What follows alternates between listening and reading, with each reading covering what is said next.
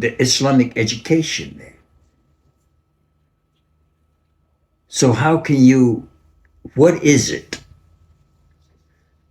And how can you reach them when they already have the knowledge of it? So what is it that is driving them away from? So this has to be a question to us. So when they said come to Pakistan or India for 4 months, this gave us after shura that we must go there to understand how to give dawah to Muslim and how they was deceived. So now we start going there. Now this is the late 60s.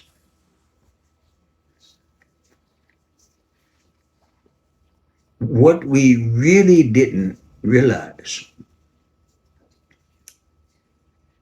that by us accepting the program of public, we made them our thinker. This was the problem. And by us making their shura that was taking place in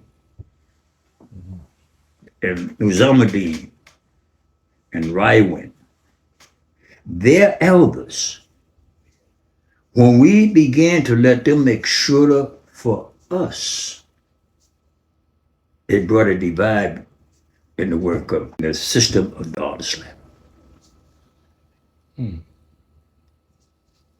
Because now we don't sit and shura with one another.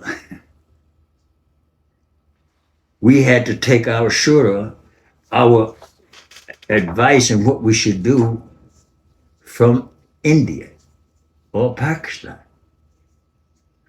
So now we begin to lose grip. Even over the reverse that was coming in the 70s, that was coming in through the avenue and being connected to Tabligh. Yeah. So this is in 70, 72, you're going into this phase. So you have like in 72 now, like Luqman was the Amir of the Dawud program. Yak was the Amir of Dar Islam, which was a community program. Yeah. So now the ones that was coming into Tabligh was only looking at Luqman and not looking at Yak. They looked at two communities. So now comes the problem that Yak had to establish a Dawud program that was independent of Tabligh. By us going in the form of Tasawwuf, open the doors for the Fuqra. So, me being a Muslim, only for at that time 12 years, my mind was only set on the elders. I didn't realize that those people that was coming under these programs had a cultural problem. And the ones that was living in America had assimilated into the system of America. That they was in denial of their own doing and their own rejection.